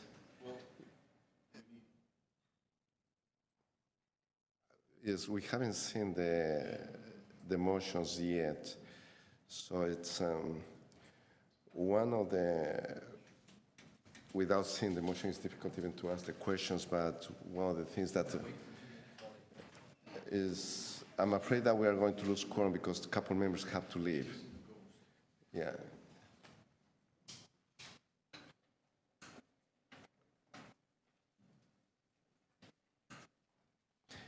Is the other Mr. questions Chair, I had to- given it to staff and the legal staff to make sure things were worded correctly. So that's why maybe they're.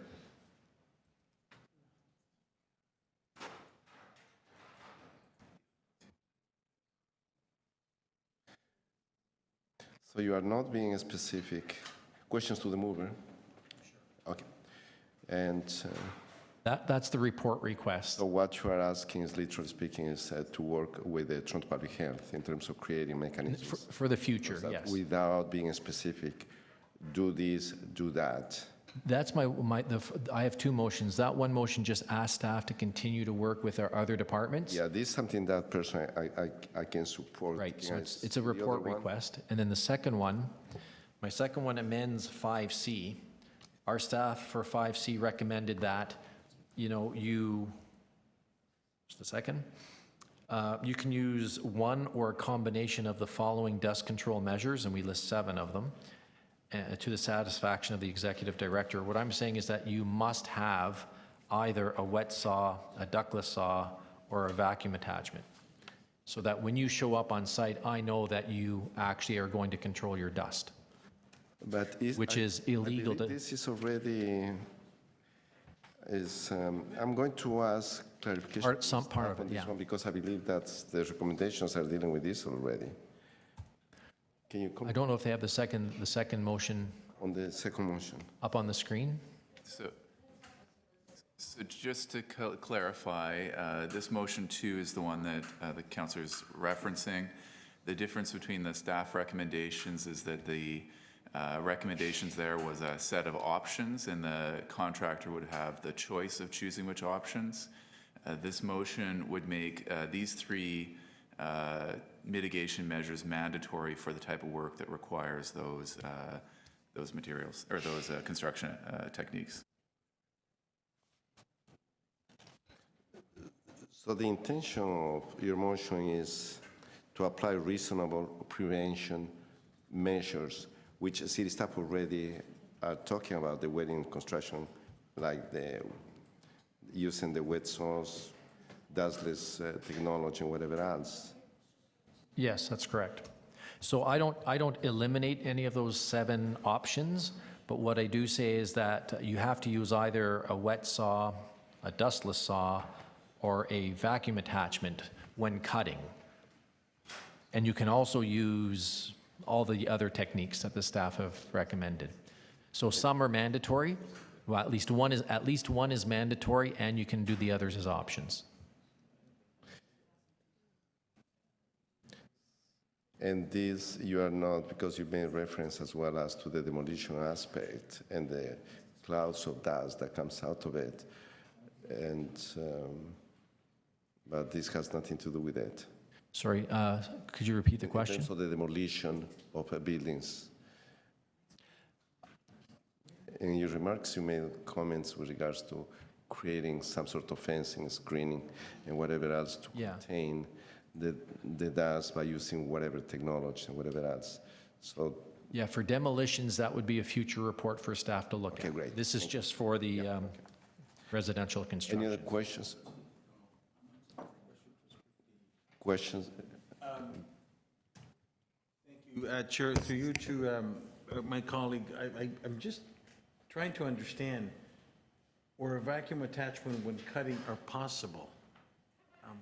Can you elaborate a bit? Can you sort of let us know what the intent of that wording is? Yes, through you, Mr. Chair, and thank you for the question. I think that wording was provided by the staff The intent of the motion is to say, if you're a contractor and you're coming to put some interlocking bricks on a new driveway at my house, that when you show up to the construction site and you've got saws, you'd have to use either a wet saw, a ductless saw, or have a vacuum attachment. In addition to any other techniques that you would like to use. So I'm sort of saying there needs to be a best practice, that when you show up, you shouldn't show up with an old saw that doesn't have a vacuum on it or it's not wet.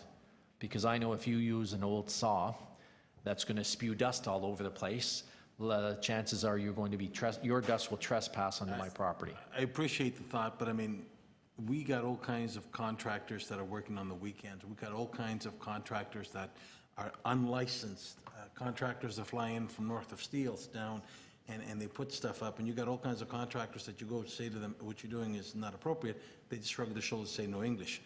I'm just wondering, are we going to be able to find the extra amount of resources that MLS will require in order to police this? I think we will, and I think part of the reason I believe we will, and this motion is, I'll call it enforceable, is because most people do obey the law. So there are very many good contractors out there. I'd say the majority of contractors are good, decent, hardworking people who will obey the law and who currently do obey the law. There are always some, I'll call it fly-by-night folks who will ignore all the bylaws and fly in from north of from Steeles Avenue perhaps and not respect our laws. So we will never eliminate all people who break the law, but I think what this tries to do is make sure that we are proactive and make sure that the good contractors out there undertake the best practices. I might be living in another world than you are. However, I would say to you, it's quite the opposite about contractors and their practices.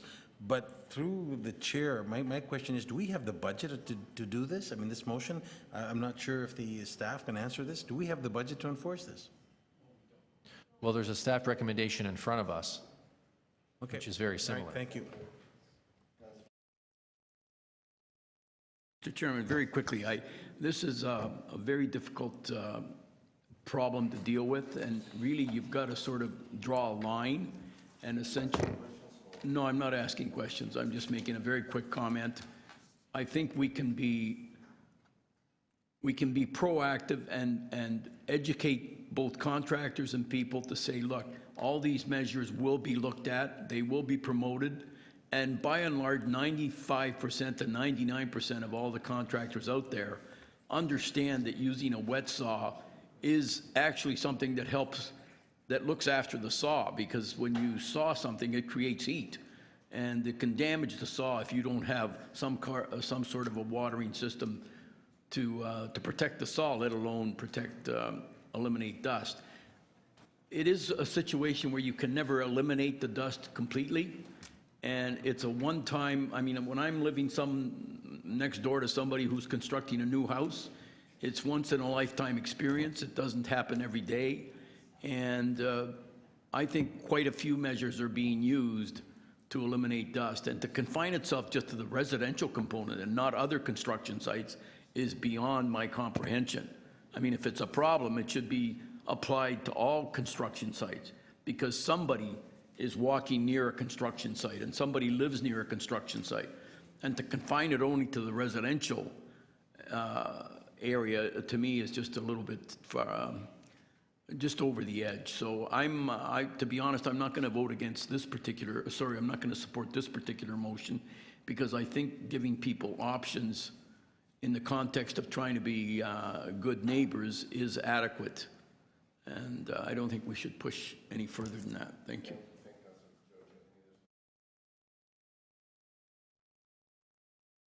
Chair Carichanis, please. Thank you, Chair.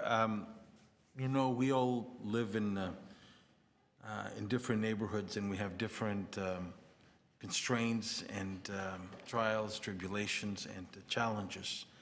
In my area, I do have a neighborhood on the south part, which is 70, 80 years old, and there's a lot of new construction that's going, buying of older homes, new construction going on. In the northern end, I have houses that are approaching the 40-year mark, and there's a lot of renovations that are being done. And I'm finding a lot of fly night contractors, to the point that a few nights ago, there was a 3-alarm fire on South Lawn. There's a house that was being contracted. The house went up in flames.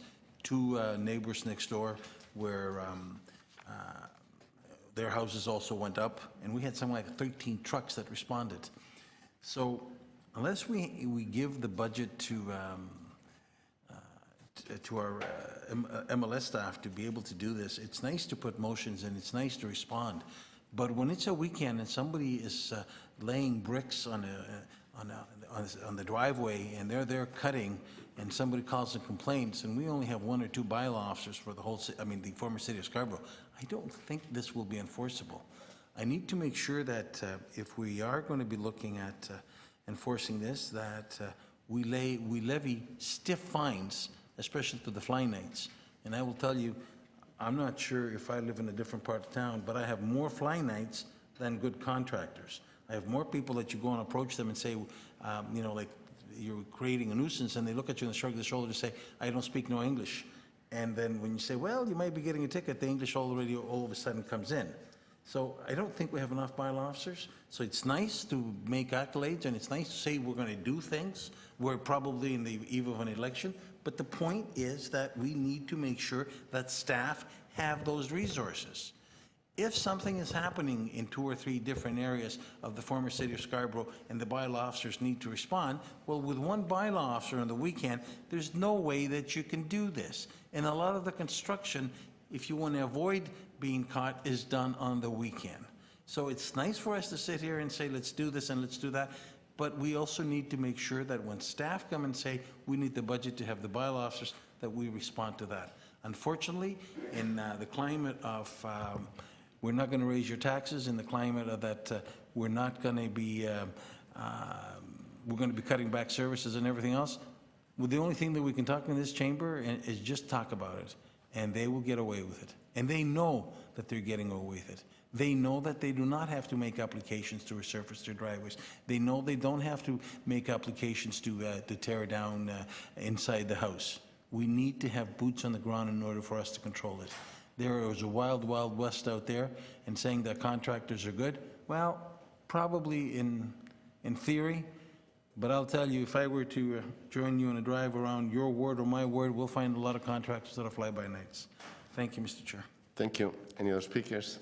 If not, I have one recommendation. Can I have it on screen, please?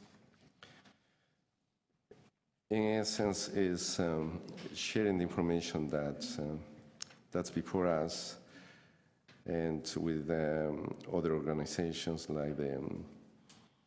And there you have, is that asking the chief building official and the executive director of municipal licensing to be requested to share the guidelines with the Toronto Construction Association, Bill Toronto, and the Layuna family and all the locals that they have, and so on. I think that's good information that should be conveyed to them as well. And with regards to recommendation 2 of my dear colleague, the deputy mayor, is I believe that the recommendations are a little bit too prescriptive, in my opinion. They're telling contractors exactly what to do, and I think the intention or the intentions or the recommendations within the report are very clear, and I think that's enforceable as well. So I'd rather probably go with I won't be able to support recommendation number 2 as for the other reasons that my colleagues also indicated. And in my humble opinion, once again, it's too prescriptive, and we cannot tell people how to do their jobs. We are just telling them, this is the law, and now abide by it. And so those are my comments, and we have some recommendations to vote on it. Thank you.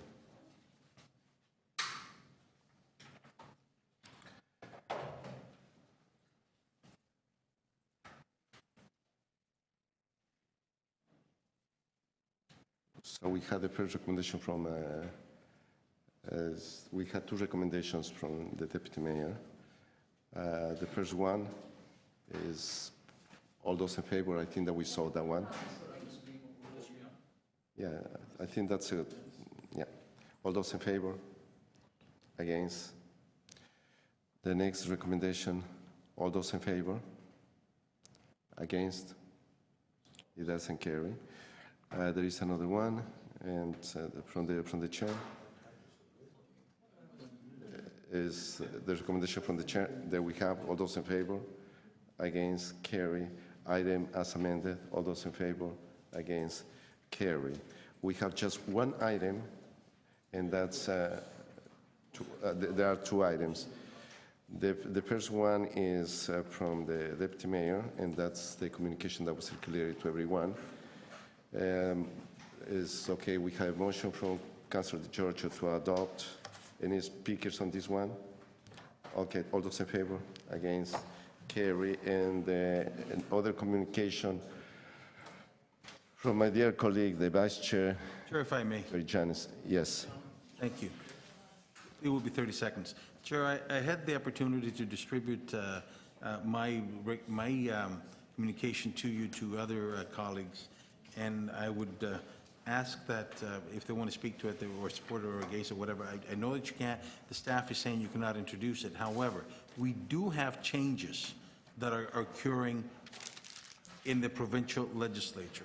And those changes are the way that cannabis will be distributed, the way that cannabis will be dealt with, and therefore, what I am asking in this motion, I'm not sure if staff can put it up, I'd appreciate it if they do, is that we ask the license to look at the cannabis lounges. We ask that the province, the staff engage the province to see the regulations and how they would affect the City of Toronto. The fact that cannabis sales and distribution is going to be dealt with in different, might be dealt in a different fashion. The proximity to educational and recreational institutions that pertaining to the protection of minors, and the many apartment buildings. Councilor Carichanis, okay, is, yeah. Well, I'm just asking you what I'm saying here. As a courtesy, okay, just please. So it was, This I did motion, rule. I believe, is in order. I did rule that the motion is not in order because unfortunately we had another communication in October 2017 and the year is now gone by. Even though in principle I do support these points, probably if I think that it can be done in a different way. Is there a way that we can ask staff if they can suggest wording in there that that way we ask the staff, our staff, to engage the province? I know that they have, but. Offline because it has not been introduced. So at this point, we can't do it. One of the things that you might want to do it, and I'll be more than pleased to do it with you, is at the council. Thank you. During the council meeting. Okay, motion to adjourn. All those in favor, against? Thank you, everyone.